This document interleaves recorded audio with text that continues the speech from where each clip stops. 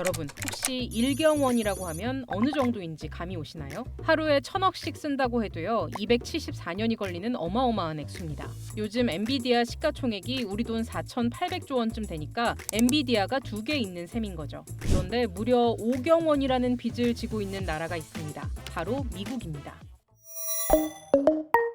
미국 재무부 집계를 보면 미국의 현재 국가부채는 36조 달러가 넘습니다. 한국 원화로 따지면 5경 원에 이릅니다. 이러다 보니 매년 이자 비용도 눈덩이처럼 불어나서요. 1년치 미국 국방 예산보다 더 많은 돈을 이자 내는 데 쓰고 있습니다. That was unprecedented, that we're borrowing to pay the interest on the previous debt. Well, that's like getting a new credit card to pay off the old one. 미국은 어쩌다 36조 달러라는 빚더미에 올라앉게 된 걸까요? 미국 정부가 빚을 내는 건 기본적으로 재정 적자가 이어지기 때문입니다. 정부가 벌어들이는 수입보다 쓰는 비용인 지출이 더 많다는 거죠.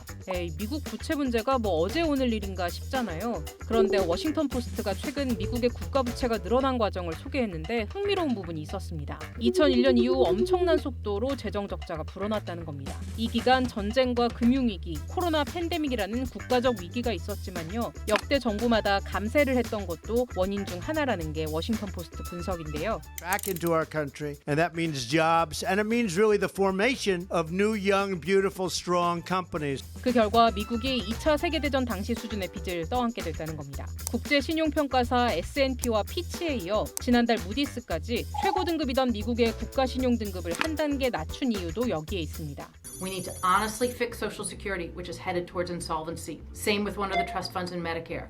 Those require real choices. We do have to make changes to our welfare programs. We do have to look at how our defense procurement programs work and all the money that's wasted there. We do have to put discretionary spending caps on, and we do have to raise taxes. 전문가 말처럼 미국 정부가 짊어진 부채를 해결하는 방법은 사실 간단합니다. 지출을 줄이고 세입을 늘리면 됩니다. 트럼프 2기 출범 직후 정부 효율부 도지가 이런 배경에 탄생한 겁니다. 정부 효율부 첫 수장을 맡은 일론 머스크는 해고 등 대대적인 구조조정을 주도하며 요란하게 정부 지출 줄이기에 나섰는데요. I had gotten a text from our union rep and he told me that I was going to be fired the next day. 결과는 어땠을까요? 머스크의 도지가 지난 130일간 줄인 예산은 약 1,500억 달러 수준입니다. 2조 달러를 줄일 수 있다고 자신했지만 결론은 지출을 줄이는 게 쉽지 않았던 거죠. 그럼 이제 정부 세입을 늘리는 방안이 남아있는데요. 트럼프 대통령은 정반대로 감세를 약속한 상태입니다. 트럼프 대통령이 하나의 크고 아름다운 법안이라고 표현한 대규모 감세 법안은 이미 지난달 하원을 한 표 차이로 통과했는데요. 개인 소득세율과 법인세 최고 세율을 인하하고 국경과 국방 예산을 크게 늘리는 내용이 핵심입니다. 트럼프 대통령은 미국 독립기념일인 7월 4일까지 자기가 최종 서명할 수 있도록 하라고 상원을 압박하는 중인데 민주당의 거센 반발 속 공화당 일부 의원들도 우려를 나타낸 것으로 알려졌습니다. Can't accumulate more debt. $2 trillion in debt this year is too much. If you're going to borrow $5 trillion, it means they're going to get to that limit within the next year or two. 감세안이 상원 문턱을 넘을 경우 추산되는 미국 재정 적자는 10년간 3조 8천억 달러, 우리 돈 5,200조 원 규모. 트럼프 정부는 복지 지출을 줄이고 다른 나라들 상품에 관세를 매기면 이 적자를 메울 수 있다고 주장하고 있습니다. So you're seeing tariff revenue go up a lot, which is another thing that helps the fiscal situation. When these hospitals close next year, and they moved up the deadline for these cuts so that real hospitals have no chance to survive, don't come to us. 그럼 만약에 미국이 지금보다 더 많은 부채가 쌓이게 된다면 어떻게 될까요? 현재 미국은 GDP 대비 부채 비율이 100% 수준까지 상승했는데요. If the publicly held debt goes above roughly 175% of GDP, things get pretty hard at that point, and 200% is really the drop dead limit. And the reason why is once you hit that limit, you couldn't possibly raise taxes enough at that point to meet the interest payments. 다시 말해 상상도 못할 엄청난 후폭풍이 몰려온다는 얘기입니다. 물론 일각에서는 이번에도 미국 위기로는 과장된 주장이라고 지적합니다. 흔히 양치기 소년의 거짓말에 비유하곤 하는데요. Buy a bond. You can be the guy that helps supply the guns and planes and tanks.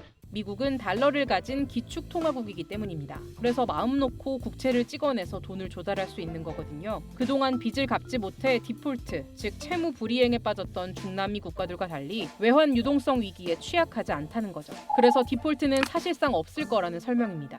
얘가 이제 부채 한도를 상향 조정하거나 뭐 유예하지 않으면은 아마 이제 그럴 가능성이 있는 거죠. 근데 이제 과거에도 보면 부채 한도 협상이 막판에 타결돼서 디폴트를 피해왔던 사례들이 있었기 때문에 그 디폴트 발생은 생기지 않을 걸로 예상이 되고요. 만약에 실제로 그렇다 그러면은 금융시장에도 큰 충격을 줄 수 있기 때문에 아마 그런 점들이 감안되지 않을까 생각됩니다. 그러나 국채 발행으로 빚을 메우는 악순환이 언제까지 통하겠냐는 회의적인 시각도 분명히 존재하는 상황인데요. 여러 가지 이유로 인해서 최근 미국의 국채 수익률, 시중 금리가 급등했었고 막대한 정부 부채를 가지고 있는 상황에서 이렇게 금리가 올라가게 되면 이것이 미국 정부의 어려움을 가중시킬 수 있다라고 하는 우려가 커지고 있습니다. 이것이 결국은 미국 경제의 장기적인 불확실성, 특히 트럼프가 펴고 있는 정책의 불확실성과 맞물리면서 미국의 재정 상황에 대한 우려를 낳고 있는 것으로 보이고요. 미국은 이번에도 디폴트 위기를 무사히 넘길 수 있을까요? 여러분의 의견을 댓글로 남겨주세요.